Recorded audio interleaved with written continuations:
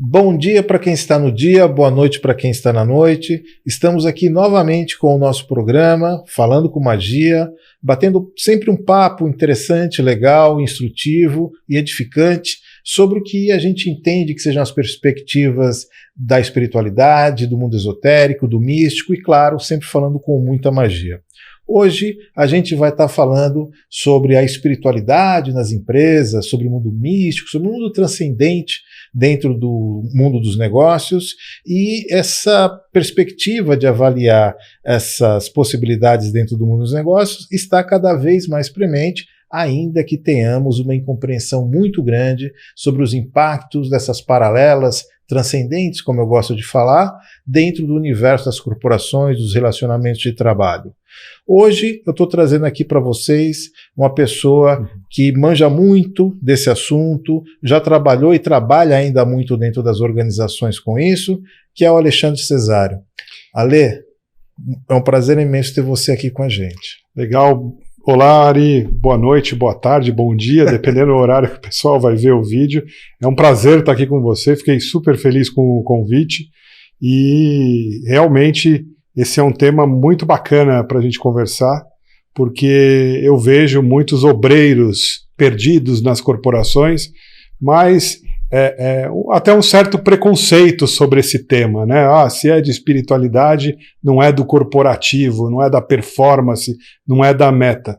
Mas a gente sabe hoje que a gente vive tempos de grandes transformações e que aquela corrida pela dança das cadeiras, pelo ego, né, pelo aquele ego exacerbado, o prêmio da Big Idea e etc., tudo isso está indo por água abaixo e vem uma pressão muito grande em se trabalhar o coletivo, né? O sucesso vem por meio do coletivo. E quando a gente fala de coletivo, inevitavelmente, quando você chega na empatia, você chega em termos que o corporativo já começa a flertar, né? Sem dúvida. Inteligência emocional, empatia. Se você descascar essa cebola, você chega na espiritualidade, de diversas formas. É verdade. Ale, a gente tem acompanhado aí líderes aí de todos os setores debruçando atenção sobre essa temática, mas antes de mais nada, deixa eu falar aqui um pouquinho, apresentar você, senão a gente atropela todas as coisas aqui. Claro. O Alexandre Cesário, ele é executivo de marketing, empreendedor, professor, espiritualista e entusiasta da aplicação da metafísica dentro das empresas, dos negócios e manja muito desse riscado. Ale, falando aí sobre os desafios da espiritualidade nas empresas, eu acho que a gente utilizar o nome espiritualidade é ruim. Sim. A gente rotula dessa maneira porque talvez seja a forma mais abrangente para a gente falar sobre um assunto. Você usa muito a palavra metafísica, sim, arquétipos, que a gente vai conversar bastante sobre esse assunto. Eu utilizo termos como magia, outras pessoas usam outras temáticas, mas o que a gente está falando no fundo, é sobre a percepção cada vez mais generalizada de que existem realidades paralelas, vamos chamar dessa maneira, para ser politicamente correto, e que essas energias, fontes, impactos, não importa no que seja, elas impactam fortemente a nossa própria realidade aqui no nosso mundo físico, e dentro do mundo dos negócios isso é um grande problema, porque você tem muita gente trabalhando com muitas perspectivas, com harmonias ou desarmonias de toda maneira com relação a esses temas. E como é que você tem enxergado isso hoje? Como é que você vê que esteja mais receptivo o mundo corporativo para essas percepções? Vamos colocar dessa maneira. Eu acho, a gente gosta de falar no meio espiritualista de diversas correntes que as pessoas aprendem ou pela dor ou pelo amor.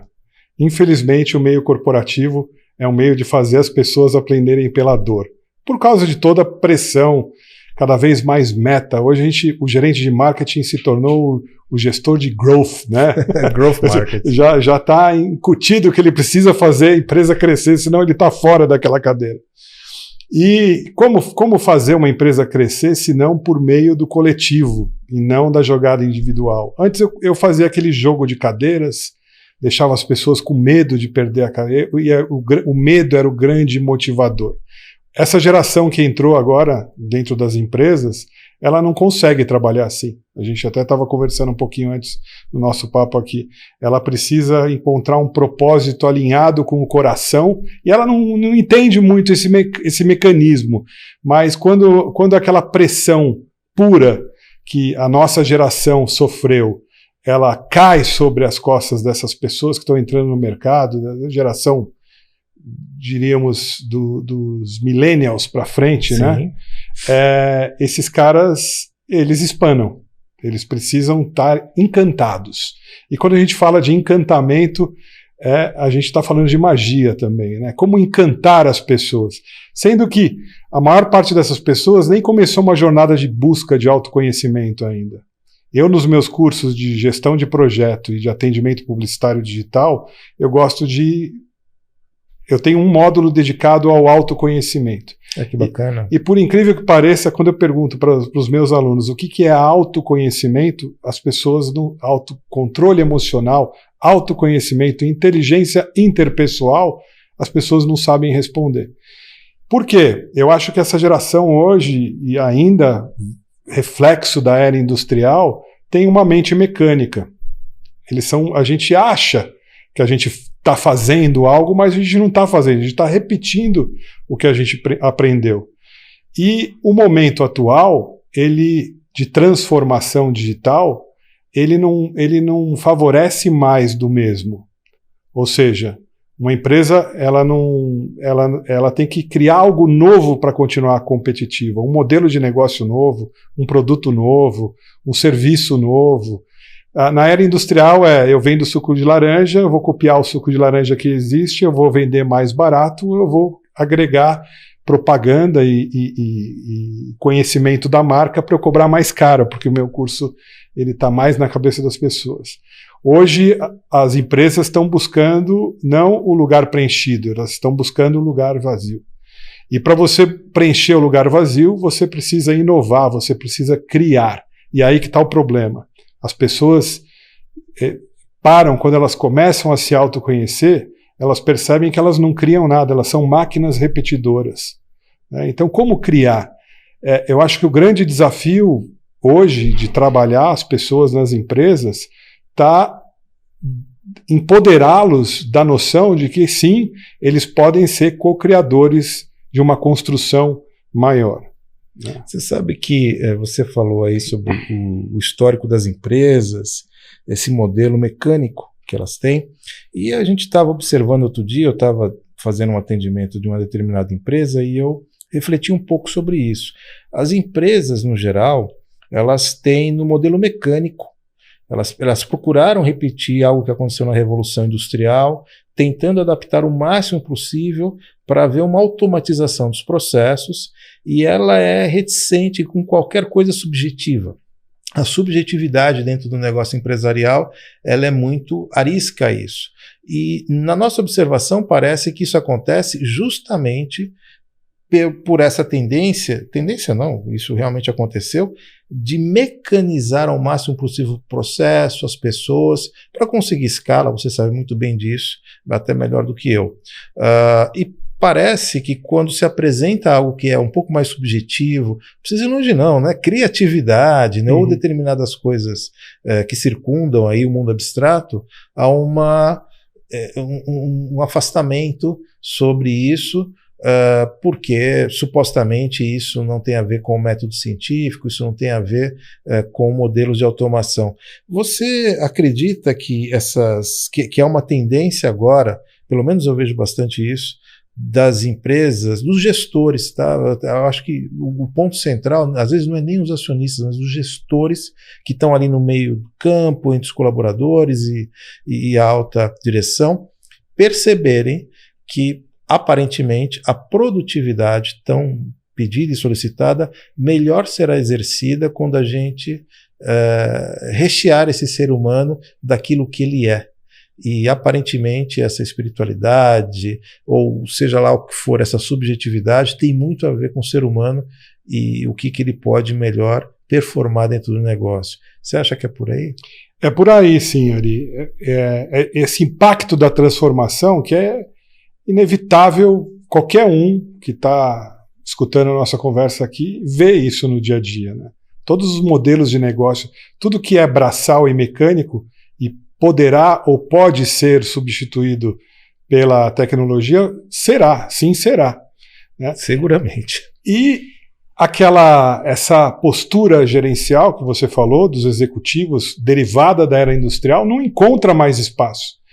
Essas pessoas estão agonizando no mercado. Por quê? Primeiro, porque ele precisa cumprir um papel, né, um job description. Sim. Né? Segundo, porque as estruturas das empresas que ainda persistem no modelo industrial são aquela estrutura de administração funcional, que ela é verticalizada, lá tem o departamento do financeiro, do marketing, de vendas, tudo verticalizado. Quando a coisa emperra entre os funcionários, o que eles fazem? Eles mandam um e-mail copiando o superior e se vira em cima vocês, porque eu não estou me entendendo com o cara do outro lado, não é assim? E a coisa trava. E o que a transformação prega para as empresas? Ela prega agilidade e não velocidade. Agilidade acima da velocidade. E a diferença da agilidade quer dizer mudar de direção rapidamente, não fazer rápido o trabalho. É assim, existe um novo modelo de negócio, existe uma nova forma de se ver. E essa agilidade, essa cultura ágil, ela também se desdobra para o indivíduo. Né? Então, quando você reflete sobre isso, a gente pergunta assim para vocês, quanto que a gente está preparado para mudar conceitos e paradigmas e modelos mentais que a gente tem rapidamente. Mudar o mindset. Eu acho que aí a magia entra lindamente, né? Pois é, rapaz. Você sabe que, assim, você deve ter a mesma dificuldade que eu. Bom, você é evangelista das suas ideias, assim como eu desde sempre, né? O que a gente mais faz dentro do mundo das empresas é fazer esse trabalho jesuíta de tentar impregnar uma nova maneira de pensar, uma nova maneira abstrata de pensar. E que traga resultados para as empresas. A gente enfrenta desafios de todo lado e eu não gosto muito de utilizar a palavra ignorância, porque as pessoas com as quais a gente se relaciona, elas não são ignorantes. Elas têm um nível profundo de desinformação sobre o que é o transcendente, baseado, muitas vezes, num desserviço enorme que a própria religiosidade impregnou na sociedade e que essas pessoas fogem disso como o diabo foge da cruz, só para contextualizar dentro do modelo religioso. Como é que você tem conseguido semear essas ideias dentro do teu trabalho, que eu sei que você faz essas apresentações, as abordagens, e tem passado uma fita cor-de-rosa com o místico, com o esotérico muito forte dentro do teu trabalho. Fala um pouco dessa tua experiência. Eu procuro... eu tenho um curso de gestão de projetos, onde eu ensino as duas escolas que a gente criou até hoje, que é a escola Waterfall, ou a escola de metodologia cascata do PMI, e tem a escola do Scrum, que são os métodos ágeis, entre outras, Design Thinking e etc. Eu acho que quando você fala de gestão de projetos e metodologia, elas são competências organizacionais. Mas para organizar o quê? As pessoas, a mente das pessoas. Então eu incluo no meu curso justamente uma das coisas que tem surgido com força nas corporações, né? Empatia. Por que os RHs, as gestoras de RH fazem tanto trabalho? Eu vejo campanha de prefeitura, tenha empatia pelo próximo, etc. Porque as soluções hoje, elas são complexas. E o conhecimento é muito abrangente, não é? Você tem, vamos falar de marketing. Você tem o cara da mídia digital, o cara do BI, o cara do UX. Então, as soluções hoje de alta tecnologia, elas são convergentes, elas são resultado de convergências e de múltiplas competências. E quando você coloca numa mesa para produzir um trabalho pessoas com competências tão distintas, inevitavelmente você está falando de duas coisas que no meio espiritual, metafísico, de magia se fala bastante, que é você ser um elemento que dá nexo para essas pessoas, que faz a convergência. Logicamente você observa aí as egrégoras, as mentes coletivas, diagnostica elas. Né? Qual que é o problema dessa equipe? Acho que essa percepção o gestor tradicional não tem. Qual que é o problema dessa equipe? É mais do que empatia, né? Tem a empatia individual, tem a empatia pela sua observação do ambiente coletivo, político, etc. E tem a empatia organizacional, porque muitas vezes você é obrigado a fazer algumas coisas porque na cultura daquela empresa tem isso. Então eu acho que eu tento trazer nos meus cursos, primeiro, essa visão primeiro, a pessoa ter um caminho de autoconhecimento, né? Procurar se conhecer cada vez mais. E, como eu vou me conhecer? Eu até brinco com eles no curso, assim, como é que eu vou me conhecer? Eu vou chegar em casa, vou olhar no espelho e vou falar, prazer, eu sou o Alexandre, hoje você precisa melhorar o cabelo, tomar um solzinho, como é que eu me conheço? Eu vou me entrevistar no espelho? E eu descobri que 99% dos meus alunos não tinha caminhos de autoconhecimento. Um dos caras que eu gosto bastante, que é filósofo, é ocultista e é um cara contemporâneo aí do Gurdjieff, que é o Ouspensky. Grande pensador. Ele fala que ele dá um caminho de autoconhecimento. Eu trago um pouco de Ouspensky. Então, por exemplo, o Ouspensky, ele ensina a gente a questionar sobre as influências do dia a dia. Ele chama de influência A, B e o C. Eu chamo a influência A de coisas profanas. Como é que, eu pergunto para os meus alunos, como é que você se sintoniza? Seus conteúdos e as suas perguntas que você faz no dia a dia são profanas, mas o que é profana, professor? Profano é a novela, é o futebol. O mundano, né? As coisas do mundo. É o livrinho de ficção que não leva a nada, que não tem, você acaba aquilo, você acabou aquele teu tempo com aquilo, você não aprendeu nada, você andou para o lado ou para baixo. Não é assim? Esse é o mundo profano. Eu falo que tem também as influências sagradas, que é a matemática, a física, a química, qualquer ciência, é a espiritualidade, é a metafísica, é o português, é tudo que te põe para cima, que te dá uma competência, que te dá um conhecimento. E porque a gente funciona como uma glândula, né? Quanto mais você se abre para uma coisa, mais você se fecha para outra. E aí os alunos já ficam assim. Só essa é a introdução do negócio. E aí eu falo assim, olha, você só consegue atrair para a tua vida, criar um magnetismo mental para ter condições de conversar com uma pessoa. Isso é o Ouspensky, né? Isso eu faço do Ouspensky, eu tracei esse caminho também. Como é que eu vou atrair a atenção de um iniciado? Você tem bastante seguidor seu aqui que deve...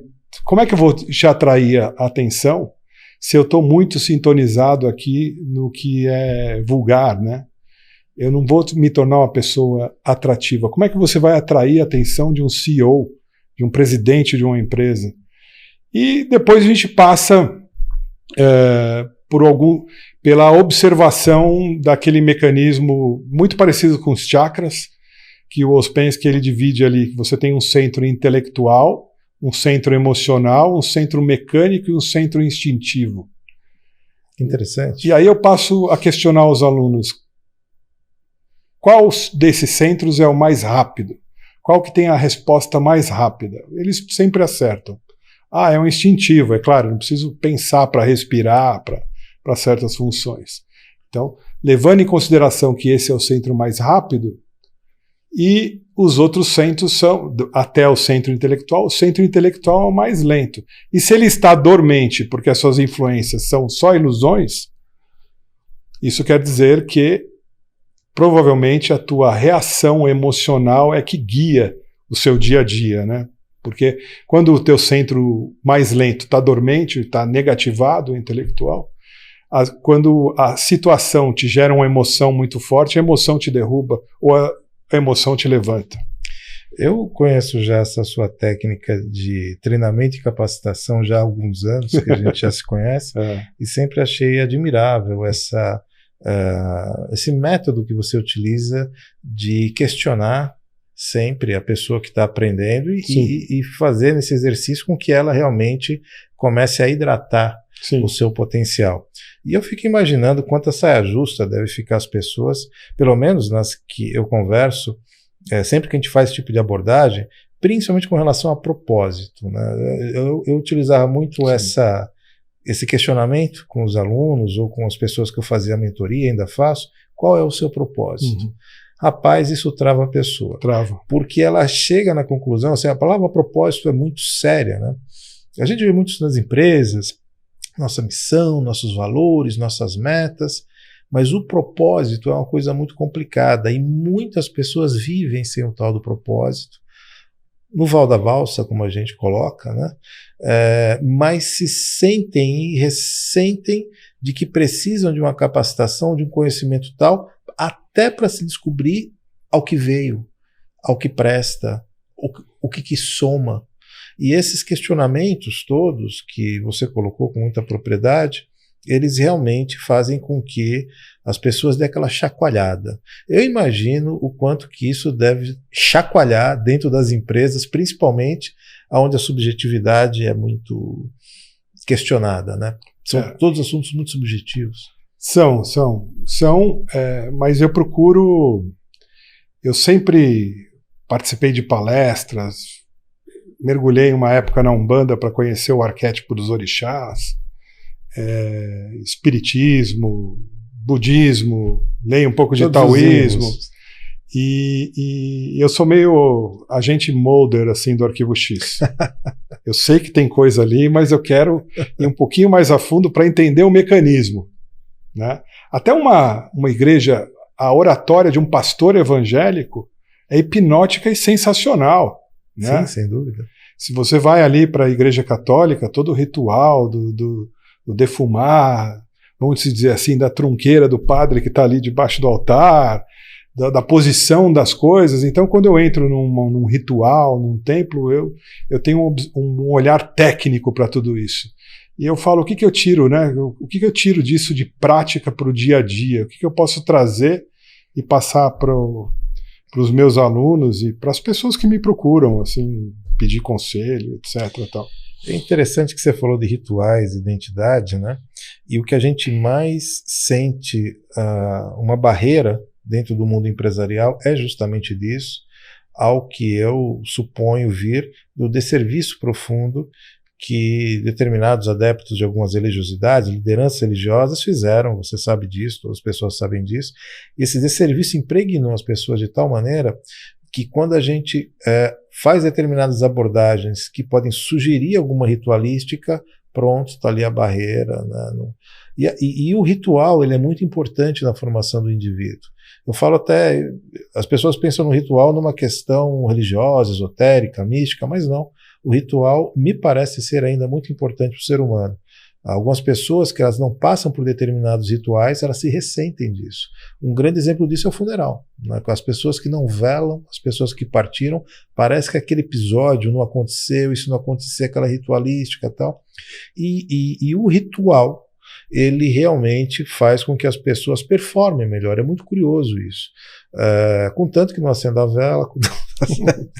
Mas hoje você já vê, né, Ari, os papas aí do autoconhecimento dando como sugestão para você ritualizar a tua vida. Veja só. Você ter as suas... mas, sem dúvida, existe preconceito.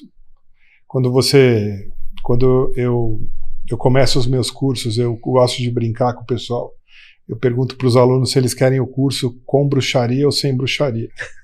Sensacional. E aí a resposta é sempre unânime. Vamos ver se adivinha qual que é. Com bruxaria. Com bruxaria. Então, no fundo, Ari, as pessoas do corporativo querem ser empoderadas. É verdade. E tudo que você oferece que empodera as pessoas é bem aceito, mas depende de como você vende, as palavrinhas que você põe ali para vender. Mas se você for ver a própria psicologia, o próprio Jung, eles foram beber nas fontes milenares ali, voltaram para o taoísmo, voltaram para o Oriente e trouxeram coisas que desde a Suméria do Egito o ser humano conhecia, né? Eles só enveloparam novamente e colocaram dentro de um contexto de uma disciplina. Se você voltar, você pega os alquimistas, a origem da magia eram cientistas praticamente que praticavam diversas competências que depois foram, né, o mesmerismo, a própria psicologia, a hipnose, a química, foi derivando daí. Sem dúvida. Se a gente vê a ciência, particularmente a química e a física hoje, sem sombra de dúvida, quem fez essa mecânica girar, essa engrenagem acontecer, foram alquimistas, foram magos do passado, que naqueles exercícios de laboratório, que era o que tinha para fazer na época, conseguiram conceber boa parte das bases, até hoje, do que tem de ciência, do que a gente utiliza e o que tem sido feito. Você comentou do Jung, e sem dúvida nenhuma, talvez seja o personagem que melhor estereotipou o arquétipo. Né? Ele conseguiu estruturar isso de uma maneira fenomenal. E você utiliza muito isso nas empresas, colocando arquétipos nos indivíduos. Eu acho que o entendimento do arquétipo, para quem trabalha com marketing, comunicação, ou para você que é empresário aí e quer humanizar a sua marca, o grande problema é que não tem saída, né? Eu acho que até, ainda respondendo à pergunta anterior, as pessoas estão mais sensibilizadas porque o chão está sendo tirado de todas elas. E o momento exige mente aberta. A água está batendo. A água está batendo, né? O momento exige, se eu ficar muito preso nesses dogmas aqui, talvez eu seja algo que tenha que morrer, porque simplesmente o universo você não vai mais se encaixar nesses movimentos, nessas mudanças. É o que acontece com a pedra no rio, né? Ou ela rola, ou ela rola e vai rolando tanto, levando tanta pancada que ela cria um novo molde, ou ela vai ficar parada na curva do rio lá e tchau, e a água vai passar, enfim. Então, eu acho que esse movimento dentro das empresas, ele está acontecendo, as pessoas estão mais abertas para isso, pela dor, simplesmente pela dor, porque aquilo que você falou, um cara fica lá 10, 15 anos numa empresa, ele era uma peça da empresa, daquela empresa. E cada empresa é um mecanismo diferente do outro. E quando ele caiu daquela máquina, ele não serve mais para outra. Não se encaixa. E aí ele começa a questionar o propósito dele, só com essa dor. Tem que ser sempre pela dor. Sempre pela dor. E aí você fala, você tem a chance de recomeçar. Recomeça pelo coração. Né? O que você gosta de fazer? Sem dúvida, o pessoal não sabe responder. Essa ousadia existencial, né, de procurar algo inovador na sua própria vida, pelo menos dentro das práticas que a gente vem desenvolvendo, é o que de fato parece fazer sentido para as pessoas. As pessoas que elas estão, quando elas começam a ter esse olhar dentro do que aquilo que ela gosta, como você colocou, aquilo que ela se sente bem, isso desperta realmente uma grande vontade, mas eu percebo que é quando ela se percebe que ela não tem ferramenta alguma para conseguir alcançar esse modelo que ela acabou se descobrindo. A gente está vendo isso a rodo hoje em dia. A rodo. Isso é um sofrimento. E o arquétipo, onde que o arquétipo entra no meio desse sofrimento, vamos dizer? Esse sofrimento, ele está embaixo, ele está em cima também. Essas egrégoras de pessoas, que a gente chama de empresa, né? Essas mentes coletivas, elas de repente se viram com a necessidade de conversar com os clientes de maneira humanizada. Porque como eu numa rede social, vou entrar na página de uma empresa ali no Facebook e trocar uma ideia com uma corporação. Lembra qual que era a nossa visão da IBM? Eram prédios bonitos de vidro com homens de preto e gravata preta ou azul marinho, né? Aquela coisa fria. Hoje a Matrix, eu preciso conversar. Como é que eu humanizo uma empresa para ela conversar com outras pessoas? Então a gente precisa ter um profundo conhecimento dos valores, da missão, da visão da empresa, da história dela, para, como Jung diz, encaixar ela num modelo de ser. Porque arquétipos é um modelo de comportamento, de ser. As pessoas, os clientes, os nichos de clientes, eles também têm arquétipos. Né? E o que eu gosto que o Jung ensina é que eu tenho ali uma coisa que é o inconsciente. Diferente do Freud, né? dentro desse inconsciente do Jung, ele chama de inconsciente coletivo.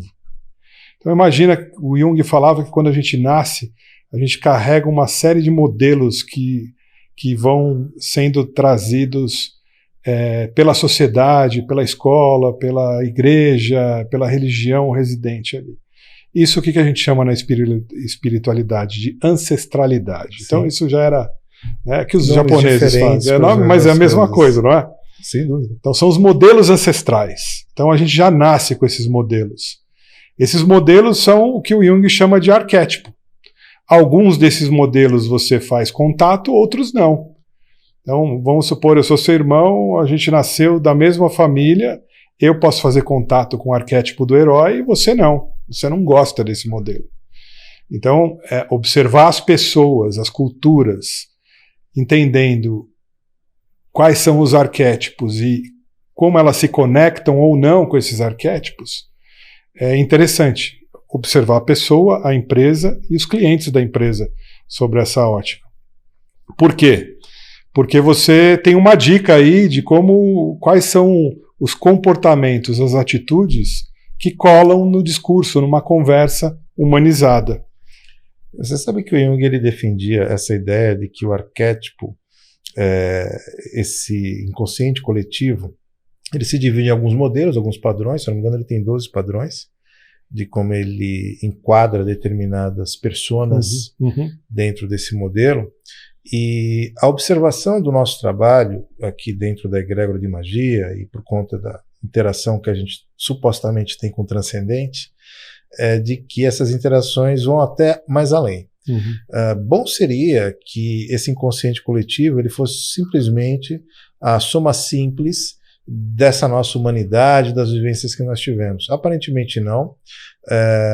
Nesse molho, nessa salada que nós vivemos, é incorporado outras ditas consciências, não necessariamente espirituais, e que dão todo um tempero aí a esses padrões, esses arquétipos de cada um, como se entende.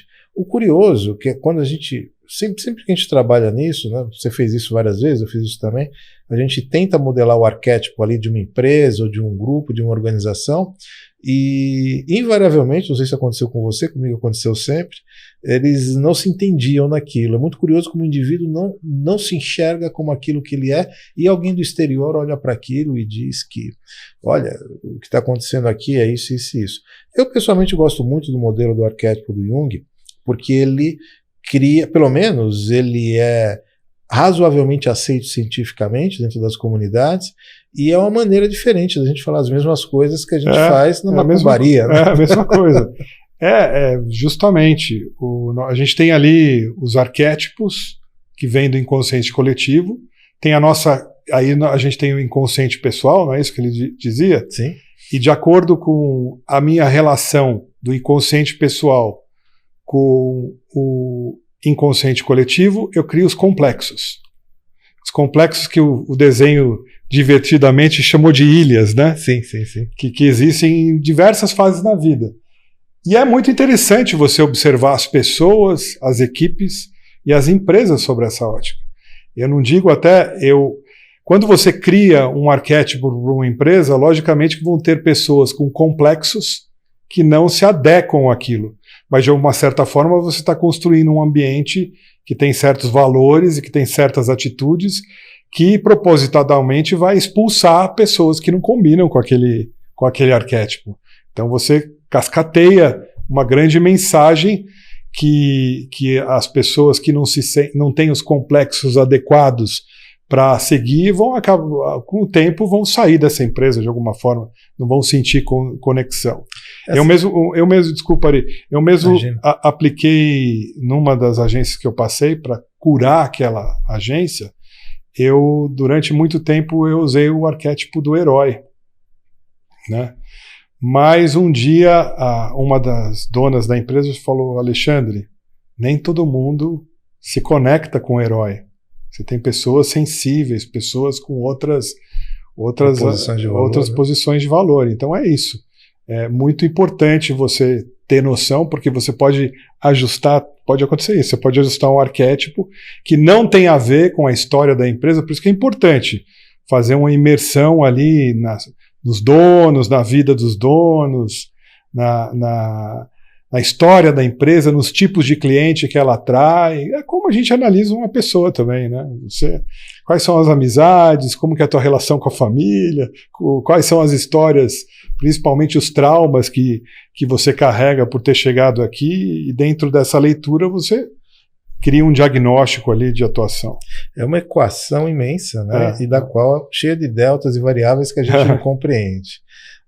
Essas pessoas todas, quando elas veem essa abordagem, e você é muito feliz da maneira como você consegue abordar isso, porque a gente pega determinados temas e assuntos que nós compreendemos metafisicamente, espiritualmente, misticamente, mas que não cola no mundo corporativo se a gente for utilizar esse glossário. Sim. E aí, a jornada do herói, como você colocou, os arquétipos de Jung e outras metáforas, metáfora é uma palavra ruim, porque é bastante concreto ali o que eles desenvolveram enquanto método, acaba sendo mais receptivo dentro do universo corporativo e as pessoas se sentem mais à vontade. Na medida em que a gente troca determinadas palavras por outras, parece que tem mais receptividade, né? Quanto mais a gente sai... É impressionante o desserviço que foi feito por muitos colegas aí no universo religioso. Não, é incrível. Para você explicar os 4 elementos, você tem que começar pela psicologia, pelos 4 tipos psicológicos. Porque daí o cara tá falando de elemento, tá falando de... falar de terra, ar, fogo e água. Isso é ou desenho animado, ou é signo, é horóscopo, né? Mas... que tem tido uma certa... Mas isso é como a gente... Tudo isso que a gente estuda do esotérico, ele tá transcrito em algumas competências do corporativo. O pessoal usa demais. Sabe, tem grandes empresários, grandes publicitários que no domingo fazem rituais escondidos aí nas agências. Isso principalmente agências de publicitário tem muito, né? Tem muito publicitário esotérico, tem demais. Você ficaria surpreso com a quantidade de magos alunos meus que vêm da publicidade afins, né? Parece que ali tem uma coisa ali. Essas pessoas que você comentou com isso, e é curioso como a pessoa se ressente de colocar essa prática dela. Eu vou utilizar a palavra fé aqui, crença, não é o caso, mas só para ilustrar aqui, como ela se sente pouco confortável de dentro do ambiente corporativo expressar essas ideias, ou mesmo dizer que ela comunga dessas opiniões subjetivas, colocar dessa maneira. E colocar rótulos de ciência nisso parece que muda tudo, né? Pelo simples fato de colocar o rótulo dito científico. A maior parte das pessoas é mecânica, é reativa e adota respostas rasas e fáceis, né? E a gente vê os meios de comunicação colaboram em desconstruir tudo que empodera o ser humano. É verdade. E então eu acho que o primeiro passo é trabalhar as pessoas, é o que eu gosto de fazer com os meus alunos, é trabalhar com que elas saiam da mente mecânica para uma mente criativa. E é muito bacana quando a gente olha para a mente mecânica, ela é reativa, né? A mente mecânica é reativa. Então eu pergunto para os alunos, eu falo, quanto tempo, o que você fez essa semana que não existia? Pode ser qualquer coisa. Né? Você fez um relatório que não existia? Não, mas o relatório é mecânico. Você usou o Excel, usou o que você já sabia. Você criou algo dentro da tua empresa, um modelo de negócio novo, um relatório que não existia antes, você criou um treinamento, que seja, qualquer coisa. As pessoas ficam assim. É impressionante isso. Nós trabalhamos muito tempo com criação, entendo que trabalhamos até hoje. E pra gente isso é uma coisa meio blasé, né? A gente leva isso tira na sudorese, é uma coisa muito normal. Mas é impressionante como aspectos, como a criatividade incomoda as pessoas quando elas começam a fazer esse exercício, né? Outro dia teve um colega meu que perguntou assim, que comentou para mim, mas eu não sou uma pessoa criativa. Eu disse para ele assim, olha, você não é porque você não exercita, porque na minha opinião a criatividade, assim como a inteligência, melhora com o uso. Então, na medida em que as pessoas começam a se permitir ter essas relações com o que é subjetivo, elas melhoram muito a sua própria performance, aqui utilizando o viés das empresas, né? Metas, melhorar, ampliar, ao contrário do que pode se imaginar, que seja um mergulho em divagações que não geram resultado. Muito pelo contrário, o que a gente tem visto é que quanto mais as pessoas se permitem interagir com o transcendente, vamos colocar dessa maneira, melhor elas performam no seu dia a dia, tornando-se, inclusive, pessoas mais felizes, supostamente. Porque a vida mecânica, ela se adapta bem no residual da era industrial que a gente vive, né? E, afinal, aquele filme do Chaplin lá, o Admirável Mundo Novo, né? Do Apertal, é assim que chamava? Admirável... Eu me recordo, eu não tenho certeza que ele assim, aparece ele apertando parafuso, e ele chega em casa, ele dorme apertando parafuso. Eu pergunto para vocês, o que vocês criaram essa semana, esse mês, se existe alguma coisa? Porque a criação é reativa, você recebeu uma provocação externa da sua empresa, das suas metas, etc., e você está reativamente correndo atrás daquilo. Quando a gente fala de criação, é criar algo novo. É criar algo que não existia antes. E a criação, ela é amorosa. Esse é o problema. A era industrial, ela se baseou muito na energia do medo, né, Ari? Da escassez. Da escassez e do medo. Então, muita gente vive ainda em culturas organizacionais que tem essa energia. A energia do medo, da escassez. Olha, só tem uma cadeira. Outro dia eu fui no aniversário do meu filho e estavam fazendo lá, antes da pandemia, né? Estavam fazendo Eu até gravei. E fiz um texto num post meu, a dança das cadeiras. E quando você vai para o meio corporativo dos adultos, dos marmonjões lá, com C-Level, com Harvard, no diploma, é igualzinho a dança das cadeiras das crianças. Inclusive, nessa brincadeira de dança das cadeiras, um menino perdeu a cadeira, ele saiu na mão com o outro ali. Que é o que acontece nas empresas, né? Então, o que a gente tem que perceber é que os sentimentos ruins que a gente tem, que as corporações às vezes trabalham pela competitividade, muito isso, a inveja, a ganância, o ódio, o medo, a vingança, tudo isso, esse joguinho, que é um grande teatro, né, que montam pra gente, e tudo isso é reativo, isso não vem de você. Então, quando a gente fala de inteligência emocional, a gente começa a ensinar a observar qual é a reação, porque é interessante a gente se observar e aprender. Você tem que estar aberto, né? Tem que ter um ego desconstruído o tempo todo, porque você precisa aprender nessas coisas que te geram sentimentos reativos e mecânicos. Você precisa observar a fonte para entender quais são as suas fraquezas para se reinventar para o próximo ciclo, né? E também o que as pessoas precisam perceber é que toda a criação é amorosa. E a gente tem medo de amar e de fazer as coisas que a gente gosta. Por isso que a gente gosta de novela, futebol, essas coisas. Porque eu vou viver um romance que eu não me exponho, né? Tá lá. Amar uma pessoa é perigoso, né? Será que ela vai... né? Amar a minha empresa que eu trabalho, amar o que eu estou fazendo, sendo que eu faço parte de um mecanismo, é arriscado. Porque eu posso ser demitido e aí eu vou me decepcionar com aquela historinha de vestir a camisa.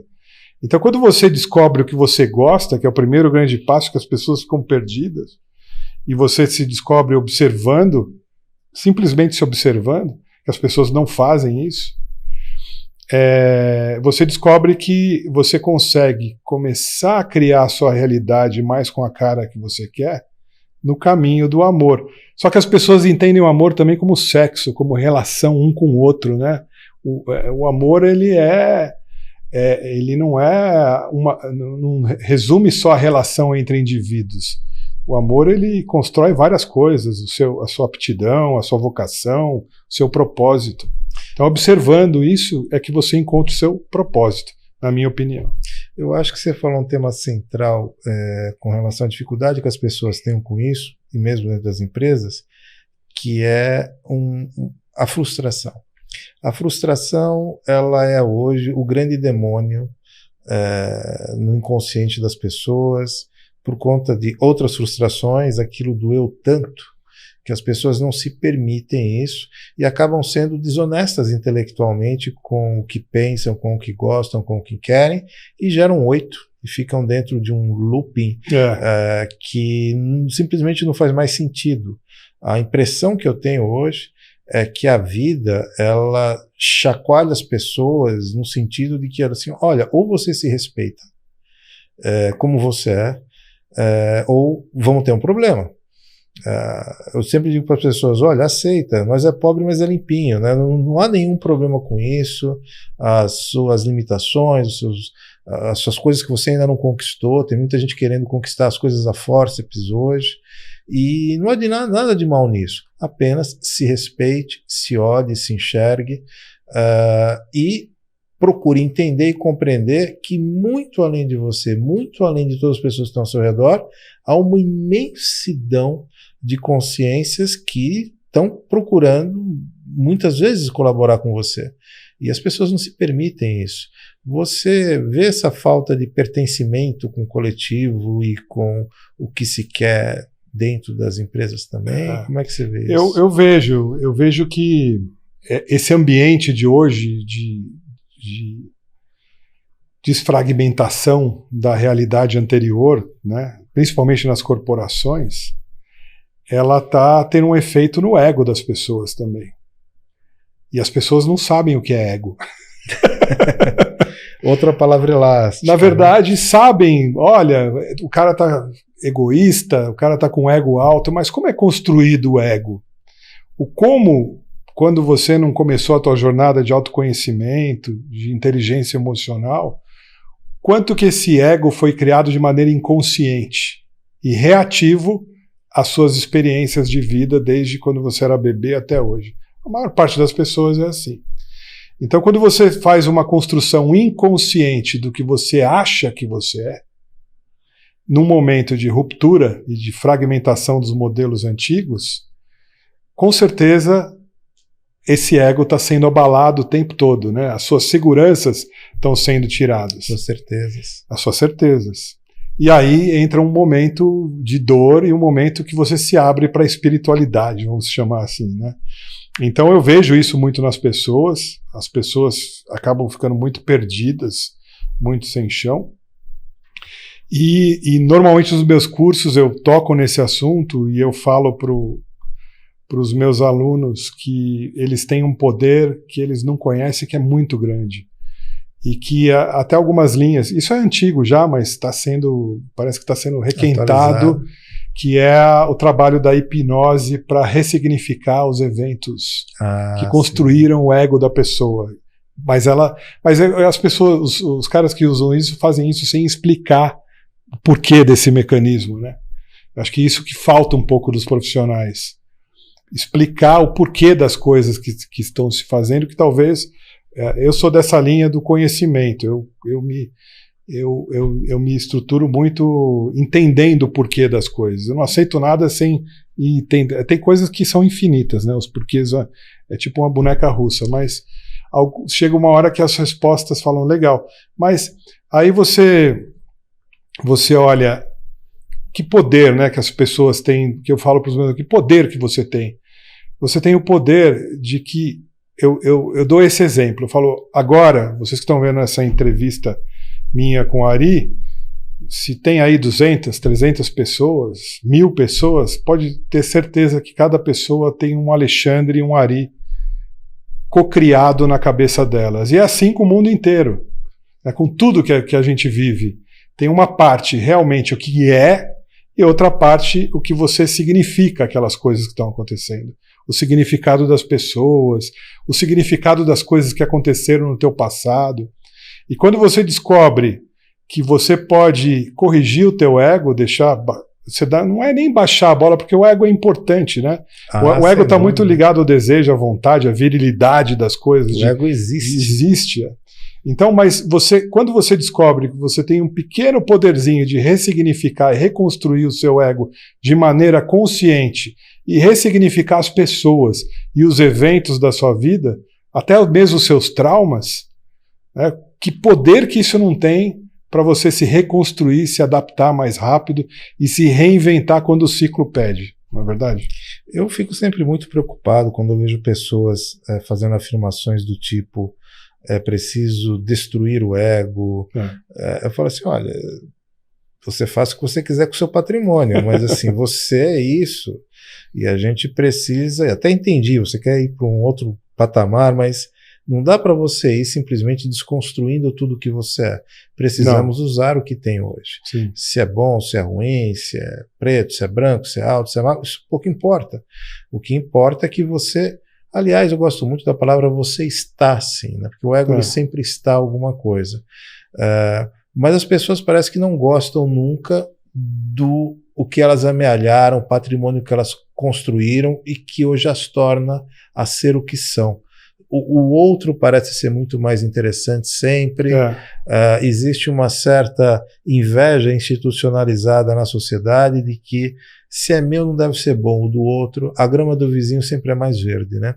E é sempre um grande trabalho, pelo menos meu, tentar reforçar nas pessoas essa aceitação e de que muito longe de ser ruim, e é uma jornada, é uma história, meu Deus do céu, como é que você quer destruir isso daí? E sempre que a gente faz esse exercício, eu pelo menos nunca procuro destruir o ego de ninguém, nunca procuro destruir nada que tem, até porque não é meu, começa por aí, né? A gente simplesmente vai colocando tijolos novos. E chega uma hora que o próprio indivíduo pega aqueles tijolos básicos que ele tinha, ele mesmo retira disso, porque vê que aquilo não tem mais sentido. Ele ressignifica, ele ressignifica. Mas esse processo é um tanto quanto um pouco prudente de desconstruir ego e tudo mais, fala assim, olha, devagar com a dor que santa de barro, eu nunca vi isso dar certo e provavelmente no seu caso não vai dar. Quando isso vira um coletivo dentro de uma egrégora de uma empresa, por exemplo, aí isso fica muito perigoso. Sim. Porque os resultados no final do mês têm que acontecer, no final do exercício, no final do quarto, você sabe disso. E aí as empresas são muito reticentes a isso. Eu acho que talvez esse seja o grande ponto, né? Quando ela começa a perceber que as pessoas estão se permitindo a estar navegando em desconfortos existenciais aqui ou ali, sai do mecanicismo, sai daquela automação que a empresa gosta muito e ela deixa de flertar com esse assunto. As grandes empresas, eu acho muito difícil essa mudança de cultura, de como a palavrinha que tem muita gente que não gosta mais de tanto que falaram, de mindset. Né? Mindset. Porque elas têm uma cultura profundamente industrial e funcional. Mas essas empresas, você repara que elas estão se ancorando em startups, criando spin-offs de ambientes de startup para percorrer esse universo vazio que ela sabe que não vai conseguir. Que ela não vai conseguir, ela comprou a startup lá atrás e provavelmente essa startup daqui a 10 anos está maior do que ela mesma, com outra cultura, e aquela cultura morreu e quem estava ali comandando aquilo continuou. Mas eu acho que as grandes empresas vão sobreviver justamente por esses movimentos. Você vê os bancos comprando as fintechs, exatamente, as grandes empresas incentivando laboratórios de inovação, e aí esses negócios podem se tornar até maiores do que elas mesmas, né? Os unicórnios aí que falam. Você sabe que essa falta de percepção de que as coisas estão indo para esse caminho, ela torna muito perigoso a própria ocupação do indivíduo, né? A gente vê eu vejo pelo menos com muito bons olhos o que vem acontecendo com inteligência artificial, com robotização de processos, mecanização.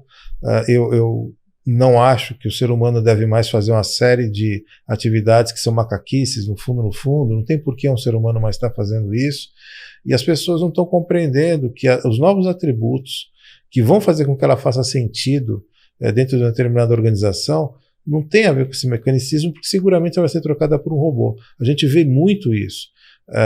Áreas do conhecimento que a gente imaginava que jamais acontecesse, como, por exemplo, a análise de dados de marketing, foi o primeirão que está sendo ocupado aí demais por algoritmos de todo tipo e de toda ordem. Eu sou um defensor de que em pouco tempo as pessoas vão estar envolvidas ou com arte, ou com filosofia, ciência ou engenharia. Pouca coisa sobrará além disso daí, porque são práticas onde o ser humano, sem dúvida nenhuma, ele é meio ímpar, nesse sentido, aparentemente ainda. Para as grandes corporações, provavelmente vai sobrar isso, um nível de automação e robotização sem tamanho, e para pequenos projetos é onde parece que o ser humano vai conseguir colocar a sua verve, conseguir colocar o seu melhor. Você diariamente está dentro dessas empresas, diariamente tem conversa com esses profissionais. Que futuro você vê para tudo isso? Faz sentido para as empresas depositarem esperança nessas nossas práticas subjetivas, como eu gosto de chamar? Eu acho, se você olha para não vamos reinventar a roda, né? Vamos puxar lá do Netflix aquele filme Ela, do Joaquin Phoenix, que ele se apaixona por uma inteligência artificial. Sim. Porque, como diz o Charlie Brown Jr., ela fala tudo que ele gosta de escutar. Sensacional. Então, observa, acho que eu recomendo todo mundo que está assistindo esse nosso papo ver esse filme, porque qual que é a profissão do Joaquin Phoenix? É criar cartas de amor. Ele é um redator de cartas de amor, porque com toda aquela evolução e com toda aquela especialização da máquina de entender o que você deseja, falta ainda o ajuste fino, que vem do amor, né? Então, sem dúvida, a gente é obrigado a aprender a criar aquilo que a gente está falando, a tentar trazer o que a gente gosta. E eu acho que tem um outro desafio grande que vai contra essa polarização. Essa polarização aí está causando uma dor e ela tem uma lição por trás disso, que é que a gente tem que aprender a respeitar a diferença, tem que aprender a olhar para o próximo, tem que aprender a ter uma interpretação melhor do que... Quando a gente fala de aumentar a consciência, a gente define consciência, uma das partes da consciência é a subjetividade, né? Então aquela subjetividade dogmática e unilateral, ela também é outra coisa que está causando muita dor. A gente vê essa dor nas discussões em rede social. Então, eu acho que esse indivíduo no futuro, ele obrigatoriamente precisa entender que o coletivo é mais importante do que a jogada individual. Como é difícil para as pessoas enxergarem isso, né? A gente está vivendo num mundo de muita polaridade, né? E aqui eu estou sendo generoso, porque o que a coisa está acontecendo é bastante séria. A gente tem visto as pessoas indo para as raias das vias de fato por conta das suas opiniões, das suas ideias, do que julga ser correto, do que pensa já saber, né? E essa me parece ser uma outra dificuldade imensa para as empresas, para os indivíduos, que é considerar a possibilidade de não estar certo. É impressionante.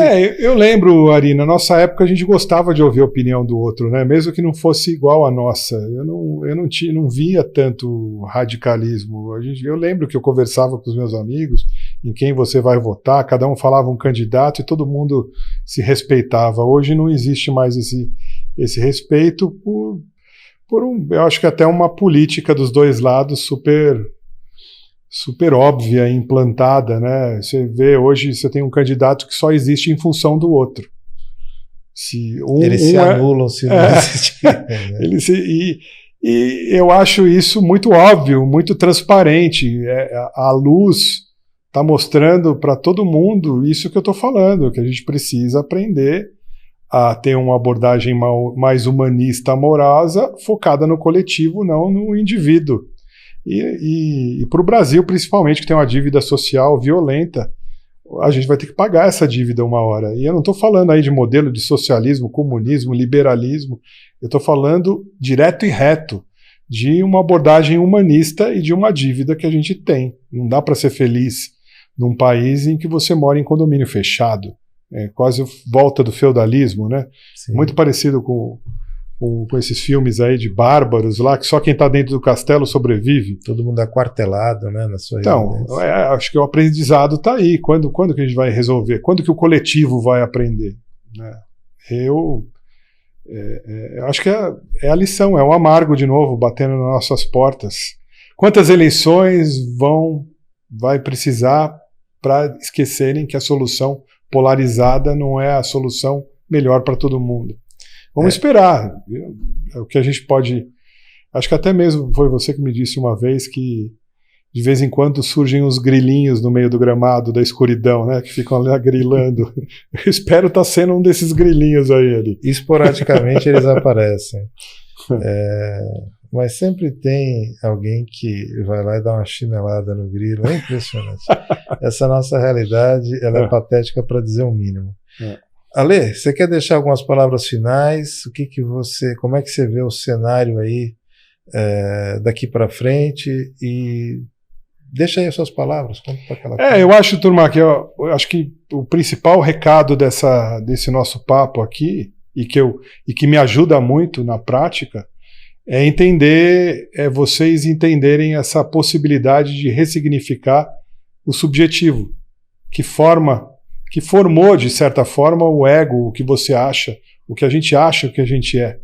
E ressignificando o subjetivo, você pode ressignificar as coisas do seu passado, as coisas do seu presente, olhar para que as pessoas também te enxergam de forma subjetiva e trabalhar essas relações. Por exemplo, você pode transformar na história os seus maiores inimigos em grandes professores. Quem te ensina mais? Aquele que no passado te causou uma dor, aquela pessoa que foi uma pedra no caminho, ou seus melhores amigos? Então, eu acho que tudo isso daqui é um grande teatro. A gente não deve cair na sedução corporativa de acreditar que os papéis propostos por RH são a sua vida. Isso, no máximo, como eu escutei uma vez, é a descrição do traje do astronauta, não do astronauta, né? E que a gente precisa estar aberto para se remontar, porque a gente está entrando num ciclo novo muito diferente de tudo que a gente viveu. E isso não é só tecnológico, não. É de comportamento, é de relacionamento, é de como você se relaciona com o mundo. E como os magos dizem, né, que você deve aprender magia para fazer com que as suas vontades, os seus desejos prevaleçam e transformem a sua realidade, que a gente deve ter menos preconceito, menos desinteresse por certas coisas que são tão antigas. E coisas que são antigas e são ditas até hoje, elas têm o seu valor, elas devem ser observadas, devem ser compreendidas. E em tudo, eu acho que preconceito por religião, por espiritualidade, por esoterismo, por métodos que você nunca ouviu, é uma forma de você manter a tua cabeça fechada. Então, se abra para essas coisas, o momento é de abertura.